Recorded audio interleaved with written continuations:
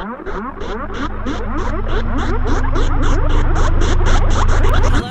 What's up? How's it going? Good. Welcome. Thank you very much. How are you feeling? Good, good. I'm excited to get into the mix. LO'99. We're so happy to have you here on Thank you very LTV. much. Yeah, thanks for having us. We're at the Lansdowne. So the first question I have for you is, can you give me your favorite memory? Yeah, sure. I think probably one of my favorite memories is probably the most recent times I've been here with Hellcat performing upstairs.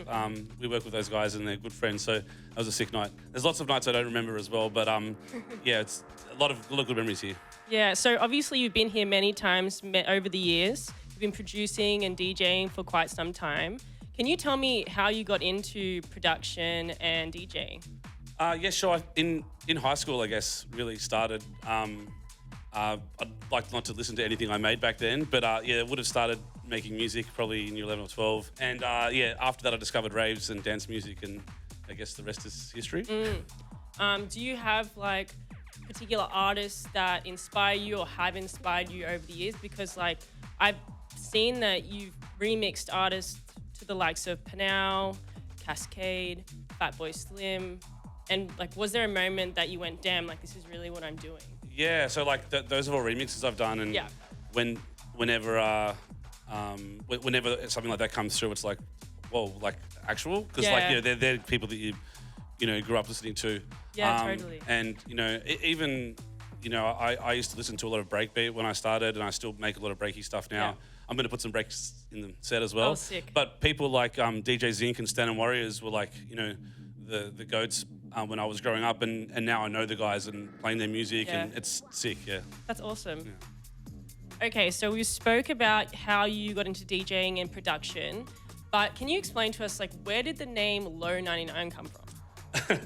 So it's a little bit of a lengthy story, but I guess it's not too long, but it's pretty random.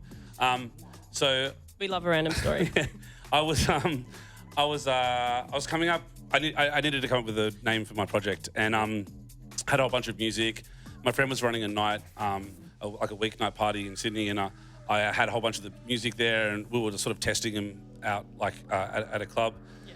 And while we were DJing, I don't know why, but I kept on looking behind me, like behind the decks, and like there's actually this air conditioner, and it's just flashing with the words LO'99, like flashing like this, right? And at that time I was like, anyway, I wrote it down. I was like, that could be a cool name. You know, I make sort of like, you know, bassliney, garagey sort of stuff. 99 was a big year for that. It's all low frequency. So I don't know. That's why we kept the name, but it actually came from an aircon unit, and that's why if you see the logo, it's changed a little bit now. But it used to be LEDs, and that's the reason for that. And if you fast forward, like, you know, 4 or 5 years from starting the project, I was actually playing at a festival in the States, and I got off stage and I was in the trailer just sort of chilling, and this dude that I knew came running in. He's like, yo, Lo. I'm like, what? What's up? He's like, man, you're not going to believe this. My cousin's doing a sound. He's at front of house, and like, so he showed me this video, and his cousin's like filming, and it's like me on stage, and then it goes to him like this, and there's like an aircon unit flashing with LO'99, and I found out since it's an error message, and the aircon's broken. That's kind of sick though. So TLDR, broken aircon. I've seen online you've been doing some Carbonara reviews. Yeah. So can you tell us, do you have a top 5 Carbonara spots in Sydney? The number one carbonara I've had in Sydney so far has been at Pellegrino 2000. Okay, noted. But there's some wonderful Italian places all over Sydney, like, you know, shout out Neptune's Grotto, same crew from Pellegrino. Ragazzi, Ultimate, can't go wrong with that. Yeah, some of my other favourite restaurants, they haven't had carbonara there unfortunately yet, but I'm working on it with the chefs. I'm not really, but you know. They're going to hear about it now. Yeah, Cafe Parsi is one of my favourite places. Polly, you know, Bessie's and Barker Payne's. Yeah. Amazing. But best so far it's probably been Pellegrino 2000. Love it. And you know, if you search Carbonara Sydney in Google, I don't know if it's still the same. I think I'm like the #1 video. Oh, and I love that. And there's definitely like scattered through all the results as random Carbonara reviews. So it goes DJ, producer, artist, Carbonara reviewer. Yeah, that's the vibe now. Yeah. So we've been speaking about best places to get carbonaras. What about best venues, or maybe some venues that you think are kind of still a secret? Well, Lansdowne, big up. But yeah, look, Chinese Laundry, always a massive vibe for me. It's one of my favorite places to play. And 77, always been sick. There's a lot of places that aren't around anymore after lockouts and COVID and everything. But yeah, those are places are great. And there's some sick bars around. Bar Planet, big up, Centro, Huelo in Newtown. Lots of places like that. We'd like to go and drink after partying as well. You mentioned the lockouts. As a DJ who's been DJing, producing, working as an artist before the lockouts, after the lockouts, before COVID, post-COVID, how have you seen the scene change in Sydney and maybe how you see it's evolving still? Sure. I mean, look, we're getting really vibey again. Yeah. Definitely a lot of stuff's changed since before lockouts. I mean, King's Cross on a Saturday or Sunday morning used to be busier than the CBD. Like, you'd walk out of a club and the whole street would be covered with people. Yeah. It's definitely not the same. But things have moved around. So instead of like everything being in the one spot, like in the Cross, it's a lot of venues all over the place. Yeah. A lot of like pop-up parties and warehouse things as well.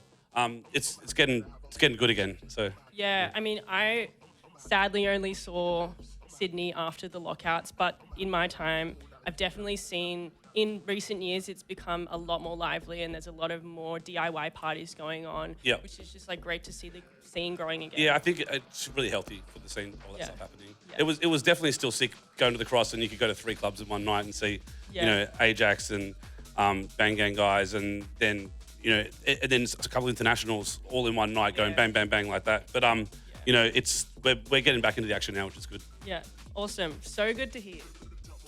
So in terms of technicality as a producer, do you have a specific sound technique or something that really signifies your sound? I don't know, maybe. I feel like a lot of my stuff's always very bassline driven.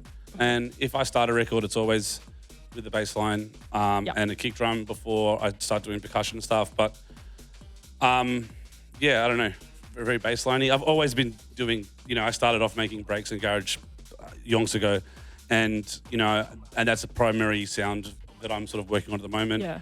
And I've gone through a whole bunch of things in between. But yeah, like I guess ravey, bassliney, bangers. Yeah. I'll play a bunch coming up now. Oh, sick. How do you think that your experience, say, starting from playing punk music when you're a teen to going into breaks and all of that kind of stuff has now evolved into the sound that you play now? It's fully come 360. It's always been about that, but it's very much like what I'm playing now is sort of and making now is just better than like what I was making at the beginning, but better because I've been producing longer. So, that's awesome, and obviously you're enjoying it and killing it still. Yeah. Am I? No, I am. I'm profiting it. No, you are. Yeah. No, it's just really good. So one last question. It's very Sydney-centric. Is there a place that really makes you creatively inspired or that you go to draw creative energy from? Or an activity even? Yeah. Look, going to watch people's shows and watch DJs is 100%. Or doing mixes, like going through music. You get so inspired after that. Look, I love going to cafes and taking my laptop by myself and having a nice breakfast while I'm making music or going through promos and, but yeah, going out and watching DJs play and bands perform and festivals and things like that is a big creative inspiration for me. For sure. Well, thank you so much for coming and sharing this time with me. And I'm so excited. I know everyone else is so excited to hear your set. Cool. Well, yeah, I'm excited to get into it. Thank you. Cheers. Cool. Thank you.